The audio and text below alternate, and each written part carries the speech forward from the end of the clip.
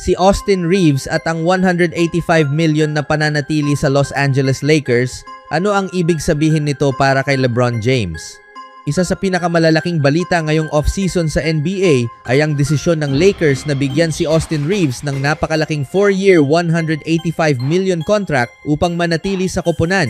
Ayon sa mga ulat, kasama rin dito ang player option sa huling taon. At ito na ang pinakamalaking kontratang natanggap ng isang dating undrafted player sa kasaysayan ng NBA. Kung ilang taon na ang nakalipas, may nagsabi na si Austin Reeves ang magiging isa sa pinakamahalagang mukha ng Lakers, maraming fans ang baka hindi naniwala. Mula sa pagiging undrafted noong 2021, unti-unti niyang pinatunayan ang sarili hanggang maging isa sa pinaka-epektibong scorer at playmaker ng koponan. Nitong nakaraang season, nagtala siya ng humigit kumulang 23 points, 5.5 assists at 4.7 rebounds kada laro. Dahilan para makita ng Lakers na karapat-dapat siyang gawing long-term cornerstone ng franchise.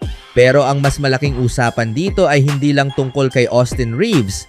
Ang tunay na tanong ay, ano ang ibig sabihin nito para kay LeBron James? Sa loob ng maraming taon, si LeBron ang sentro ng Lakers. Kapag may trade, free agency o malaking desisyon ng organisasyon, kadalasang nakaayon ito sa timeline niya. Ang layunin noon ay simple samantalahin ang natitirang championship years ni LeBron. Pero ngayong binigyan ng Lakers ng halos 185 million si Reeves, bagay na may ipinapadala silang mensahe. Handa na silang magtayo ng koponan na hindi lang para sa kasalukuyan, kundi para rin sa susunod na 5 taon. At dito nagiging interesante ang sitwasyon. Para kay LeBron, maaari itong maging positibo. Sa edad at dami ng taon na nilaro niya sa NBA, hindi na praktikal na siya pa rin ang magdala gabi-gabi. Ang pagkakaroon ni Reeves bilang isa sa pangunahing scorer ay nagbibigay kay LeBron ng pagkakataong maglaro ng mas kontrolado, mas pili ang atake at mas mag-focus sa leadership at pinakamahalagang sandali ng laro. Sa isang banda, magandang balita ito. Ibig sabihin, hindi na kailangan ni LeBron na gumawa ng 35 points gabi-gabi para lang manalo ang Lakers. Pero sa kabilang banda, may mas malalim na epekto ito. Kapag ang isang koponan ay nag-commit ng ganito kalaking pera sa isang player, nagbabago rin ang financial structure ng buong roster. Mas nagiging limitado ang flexibility para kumuha ng isa pang malaking star o magdagdag ng mas malalim na bench. At dito papasok ang susunod na tanong. Sapat ba si Austin Reeves bilang isa sa mga pangunahing haligi ng championship team? Maraming fans ang naniniwalang oo. Nakikita nila si Reeves bilang modernong guard na kayang gumawa ng opensa, tumira sa labas, at gumawa ng tamang desisyon sa crunch time. Pero mayroon ding nagsasabing malaking sugal ito. Dahil ang 185 milyon ay kadalasang halaga para sa mga established superstar at hindi pa naaabot ni Reeves ang antas na iyon. Gayunpaman, mukhang naniniwala ang Lakers na hindi lang kasalukuyang performance ang binabayaran nila. Binabayaran nila ang posibilidad na mas lumaki pa ang laro ni Reeves. At maaaring bahagi rin ito ng mas malaking plano kasama si Luka Doncic bilang mukha ng susunod na panahon ng franchise. Kung ikaw si LeBron, maaaring halo-halong emosyon ang mararamdaman. Sa isang banda, masaya ka dahil may talentong nananatili. Sa kabilang banda, baka malinaw na rin ang direksyon ng organisasyon na unti-unti nang lumilipat ang sentro ng koponan sa mas batang core. Hindi ibig sabihin nito na tapos na ang panahon ni LeBron. Pero ipinapakita nito na ang Lakers ay hindi na lang umiikot sa kanya. At maaaring ito na ang simula ng isang bagong yugto. Ang dating tanong ay, paano bibigyan ng Lakers ng tulong si LeBron? Ngayon, ang tanong ay, paano aangkop si LeBron sa bagong direksyon ng Lakers? Sa huli, ang kontrata ni Austin Reeves ay hindi lang simpleng reward para sa isang player na nagsimula bilang undrafted. Isa itong pahayag. Pahayag na nagtitiwala ang Lakers na kaya niyang maging isa sa mga leader ng franchise. At para kay LeBron James, maaaring ito ang pinakamalinaw na senyales na ang susunod na kabanata ng Lakers ay nagsisimula na. At ang tanong na lang ay kung gaano pa siya katagal magiging pangunahing bahagi nito. Iniulat na interesado ang Warriors dito kay LeBron kung sakaling hindi na magiging malinaw sa kanya ang ginagampanang role sa Lakers. Samantala, Ang totoong pinagmulan ba ng tensyon sa Milwaukee Bucks ay ang impluwensiya ng mga kapatid ni Giannis? At totoo bang susunod ang Antetokounmpo brothers sa Miami Heat?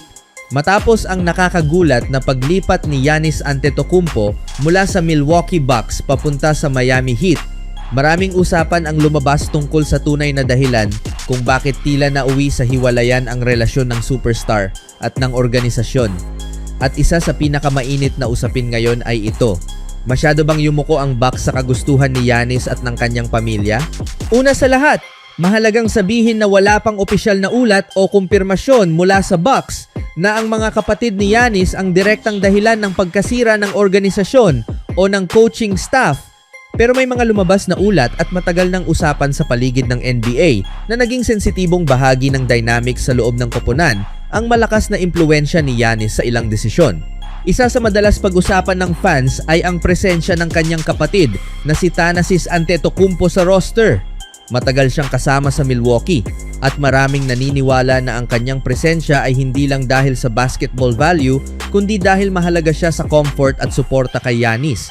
May ulat pa na noong panahon ng trade discussions, may mensaheng lumabas na handa ang Bucks na panatilihin si Thanasis kung mananatili si Giannis. Kasunod nito, nadagdag pa ang pagpasok ni Alex Antetokounmpo sa roster noong 2025 sa two-way deal dahilan para sa unang pagkakataon ay tatlong Antetokounmpo brothers ang nasa iisang NBA team. Dito nagsimulang lumakas ang mga tanong. Ang Milwaukee ba ay gumagawa ng desisyon para manalo o para mapasaya si Giannis? May ilang observers at fans na nagsimulang magtanong kung naapektuhan ba ang authority ng coaches at front office. Kapag may superstar ka, normal na may boses siya sa direksyon ng koponan. Pero kapag umabot sa punto na parang bawat galaw ng organisasyon ay kailangang nakaayon sa kagustuhan ng franchise player, doon nagsisimulang magkaroon ng pressure sa coaching staff. Hindi ibig sabihin na si Giannis ang may control sa lahat. Pero sa NBA, kapag sobrang laki ng isang star sa franchise, natural na mas mabigat ang impluwensiya niya kaysa ordinaryong player.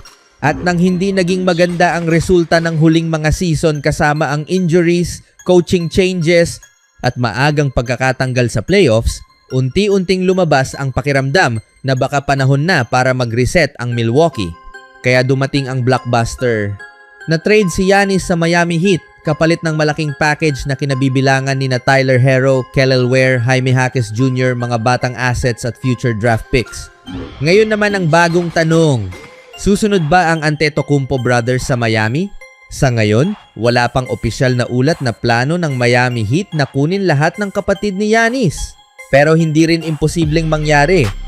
Si Thanasis ay may status na maaaring magbigay sa kanya ng pagkakataong maghanap ng bagong team depende sa sitwasyon, habang si Alex ay nasa development path pa. Kung mangyayari man iyon, hindi ito automatikong dahil lang gusto ni Giannis. Sa Heat culture, kilala ang organisasyon na mahigpit sa standards at role accountability. Kung may kukunin silang kapatid ni Giannis, malamang gusto nilang makita na may basketball value at hindi lang pangalan. Ang tanong ay kung magkakaroon ba ng roster spot at kung may maiaambag talaga sila sa rotation. Kapag ang franchise player ay sobrang laki ng impluwensiya, bawat desisyon ng organisasyon ay laging mabibigyan ng ibang kahulugan. At ngayon na nasa Miami na si Giannis, isang bagong tanong ang bubukas.